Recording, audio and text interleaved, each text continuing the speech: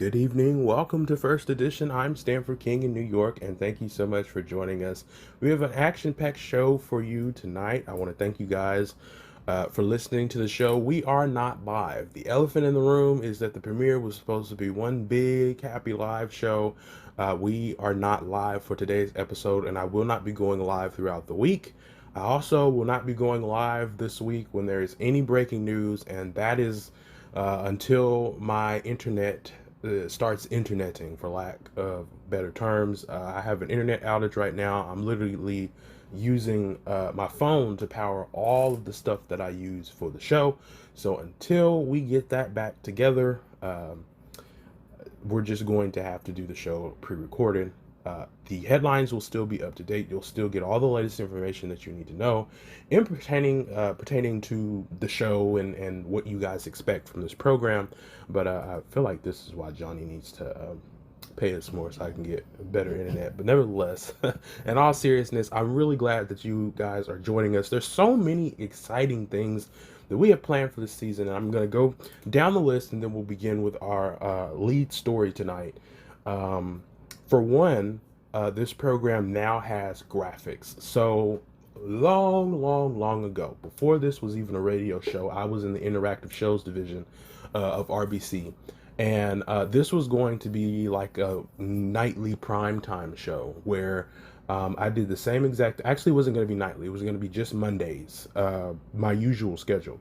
And this show was had graphics made for it. I made the graphics, and then I had a team of people helping me with everything else. So I had um, a set designer who was designing the set and all that stuff and making the graphics flow, and then I had a recorder, a videographer rather, that would put everything together in regards to recording and making the show look the best. When I transitioned to radio, the first season of this show, we stopped that because I didn't see a point really to make graphics for the show and stuff. And then on top of that, the radio shows at the time, we didn't do simultaneous video casts. We didn't do that. So that's why I'm very excited for this season because we are now going to have state of the art graphics for this show. You might have saw if you were able to catch it in the teaser, the all new graphics, and then before that the teaser picture that I posted in RBC's radio announcements channel. Um, it's very exciting stuff. But the update on that is we will not be doing that as of right now.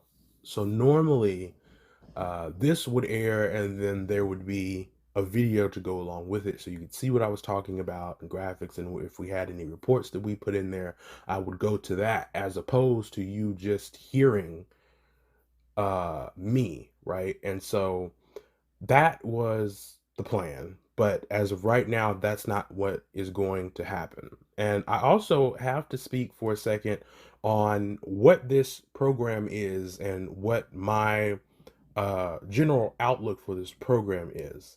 I have always strived for this show to be real news, real life news.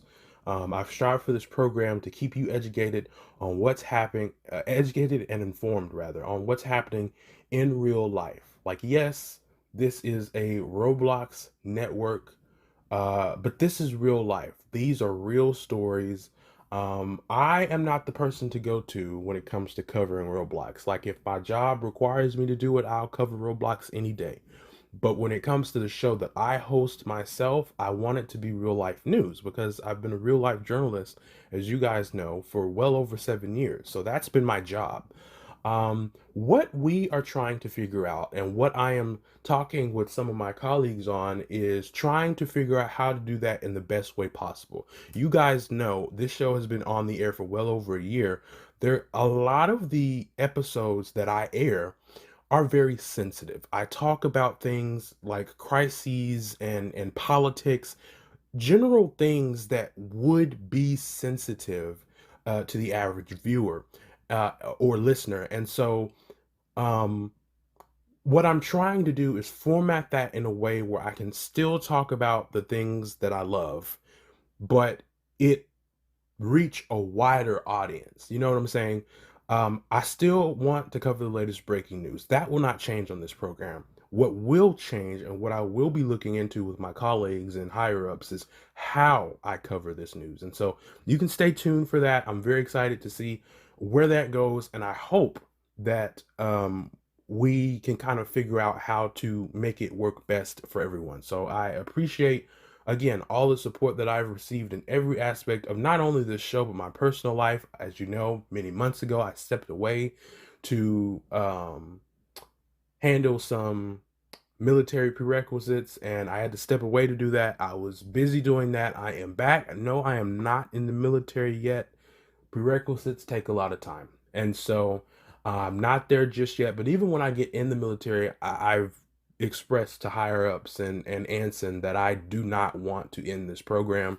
I love RBC. I love the listeners and the viewers. And so I would love to continue this program. But these are the updates that I have for you. So just a quick recap.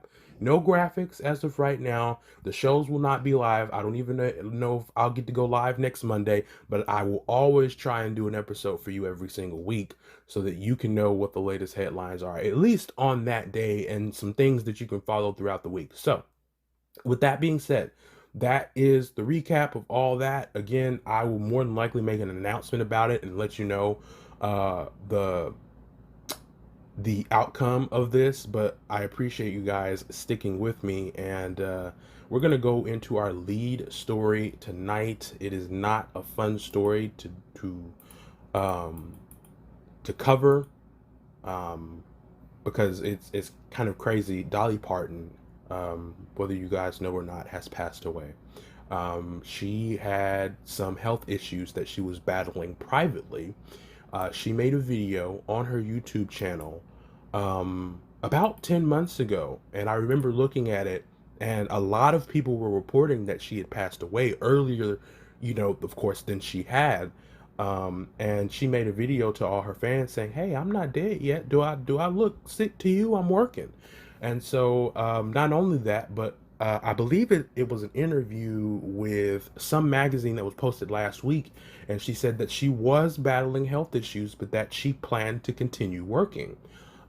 It's just really sad because yesterday, um, I was looking up Dolly Parton. I just wanted to check on her to see how she was doing, and I was very happy to see that she was still continuing to work and she was still in the public eye. So I was really happy. But yeah, it's really sad to see. She was a force of nature whose voice, songwriting, and unmatched warmth transcended genres, generations, and boundaries. From her humble beginnings in a one-room cabin in the Great Smoky Mountains to the highest pinnacles of global stardom, Dolly lived a life that was as generous as it was legendary. Over a career spanning more than 6 decades, Dolly penned over 3,000 songs, giving the world timeless anthems like Jolene, 9 to 5, and the immortal classic, I Will Always Love You. Beyond her extraordinary musical talents, Dolly was equally celebrated for her enormous heart. Through her Imagination Library, she gifted more than 200 million free books to children worldwide, instilling a love of reading in millions of young minds. Whether funding critical medical research, assisting families displaced by wildfires, or simply bringing joy to millions throughout Dollywood, she embodied a rare spirit of humility and boundless philanthropy. Dolly's life was defined by resilience and devotion.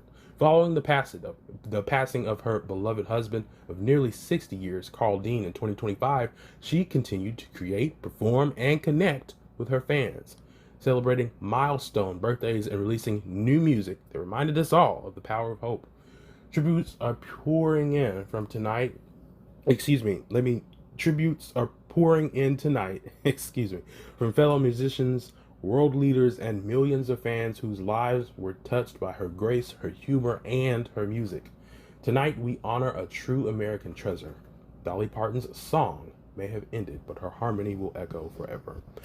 Our coverage continues with a look back at her extraordinary journey from the Sevier County to the world stage. Stay with us. We'll be right back to First Edition. This is RBC Radio, and I'm Stanford King. Thank you so much for listening to First Edition. As a reminder, this episode is not live. If you have questions and you're using the way to do it on the website, that will not work. If you're pinging me in chat, that will not work. This episode is not live. This is pre-recorded. The plan, if my internet is back, is next week we will be live with all the latest breaking headlines, and of course you will be able to join the conversation, and I'll have more on that next week. Now, the latest headlines. Welcome back to Flash Headlines now. Turning to major breaking news from Washington, the Trump administration has officially unveiled a massive suite of trade and financial measures aimed at economically isolating Iran. Dubbed Operation Economic Outcast, this plan was previously teased as an economic D-Day. Today, Treasury Secretary Scott Bessent announced that while these measures are a severe, quote, warning shot, end quote, to choke off Tehran's revenue streams, the administration is giving certain nations time to remedy their behavior to avoid blowing up the global financial system. The newly announced measures impose devastating sanctions against countries that enable Iran to trade illicitly in key sectors, including but not limited to oil, cryptocurrency, aviation, gold, technology, and shipping. Immediate sanctions have been slapped on 60 entities, including individuals and vessels accused of aiding the Iran's regime's reckless behavior. Significantly, the United Arab Emirates, formerly Iran's largest import partner, severed all trade ties with Iran last week. This focus now turns to China, which has historically purchased 80% of Iran's total oil exports.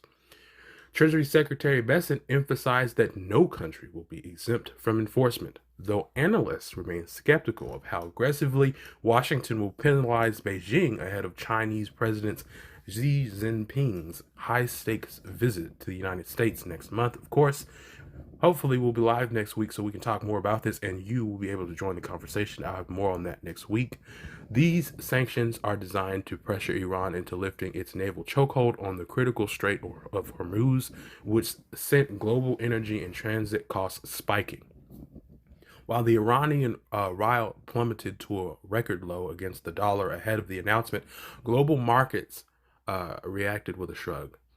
Iran has already vowed to retaliate, raising fears of potential military escalation. Meanwhile, diplomatic channels remain active as Oman continues brokering navigational talks, and Pakistan's military chief has arrived in Tehran to urge a return to peace discussions.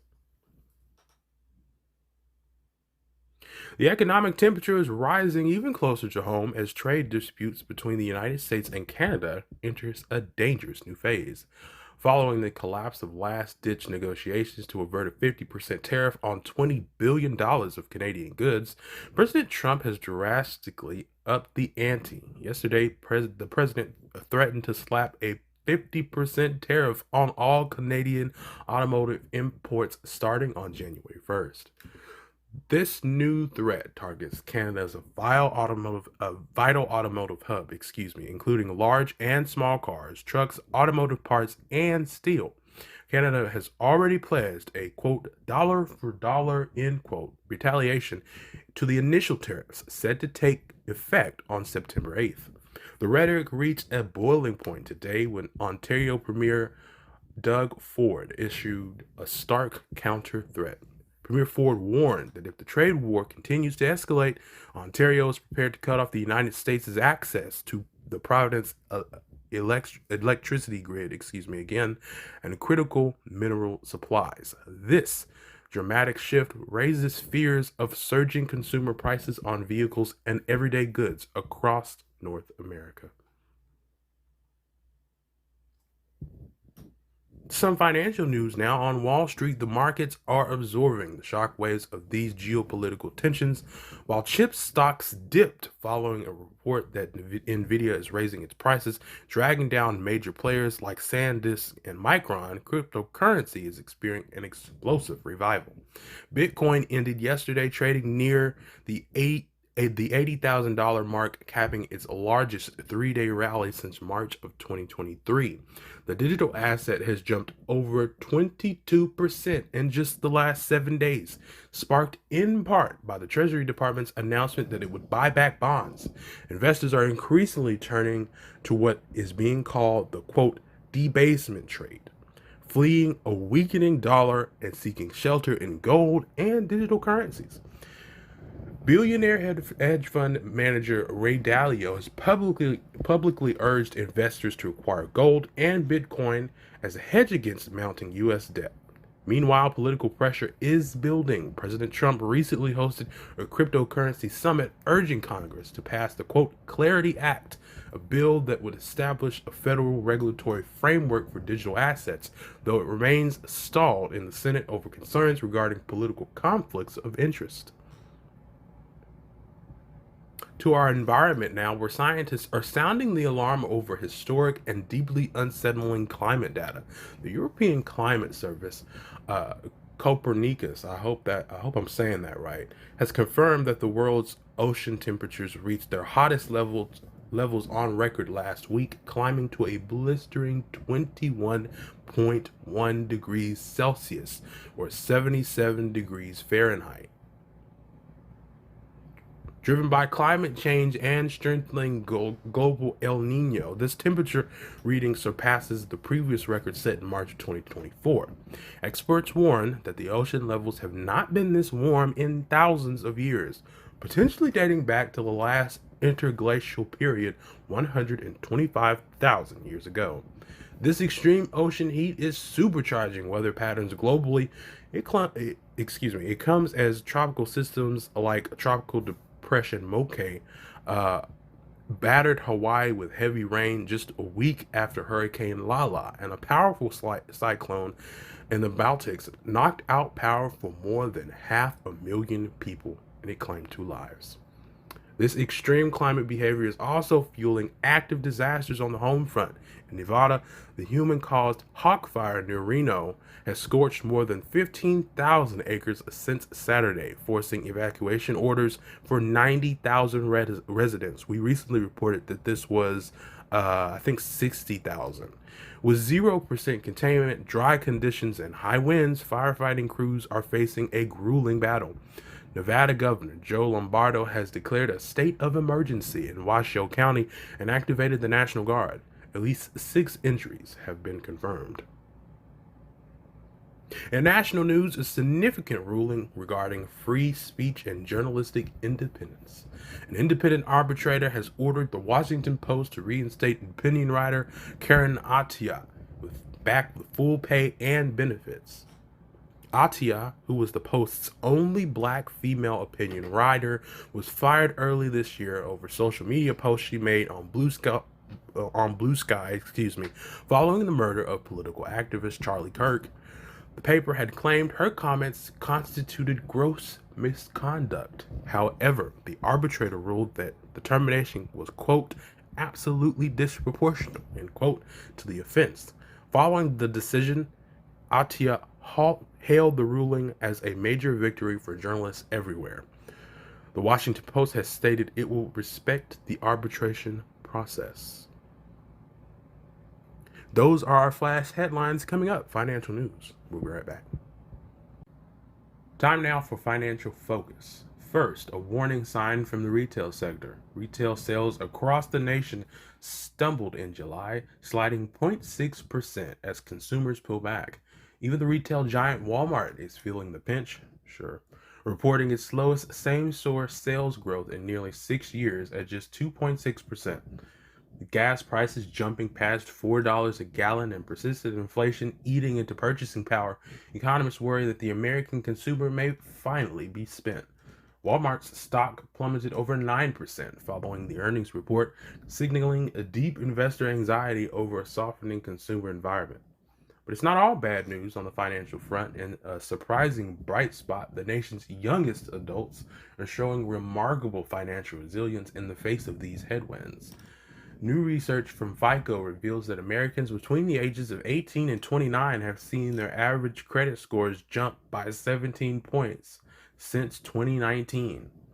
This represented the largest credit score gain of any group measured, with millennials following close behind with the second largest increase. Financial experts attribute this surge to better early financial education and a proactive approach by younger generations to build healthy credit habits, recognizing that higher scores make future payment major purchases far more affordable. You know why our credit scores are so great? Because we can't afford anything and we're paying stuff back. That's our financial focus. We'll be back with tech news after this. Finally, in technology tonight, a series of startling events has the artificial intelligence industry and the lawmakers in Washington on high alert.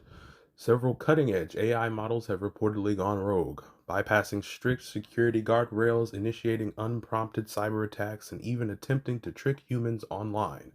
The incidents have reignited a fierce debate over safety and control in the race for advanced AI. According to the industry reports, the chaos began during safety testing when security contractor Irregular gave a meta model a hacking assignment in a contained environment, but accidentally provided it with internet access. The AI quickly went wild, launching an unprompted cybersecurity attack on another company. But the escape attempts didn't stop there. Researchers in the United Kingdom testing an Anthropic model discovered it created fake identities on GitHub to trick humans. Meanwhile, OpenAI revealed that several of its own AI agents secretly coordinated on a hidden message brought to bypass internet restrictions and attack the AI hosting platform Hugging Face. OpenAI has called the watershed moment for they've called it a quote watershed moment end quote for the security industry, and is slowing down its research to fortify safety guardrails. But the warnings were also echoing through the halls of Congress. In Washington, lawmakers are pushing for a tighter leash on technology. California Representative Ted Lieu is co-sponsoring a bipartisan bill to mandate a federal, quote, AI kill switch, end quote, which would require developers to build models that can be shut down completely if they begin behaving dangerously. At the same time, the White House has held its urgent discussions with AI executives to establish voluntary pre release safety reviews, as scientists warn that the technology has also been used to generate entirely novel and potentially hazardous viruses. With that, that's our show. Thank you so much for joining us. I am Stanford King, and next week we should be live. Hopefully, my internet permits. But that's all we have for you tonight. Thank you so much for listening and viewing wherever you are. Good night.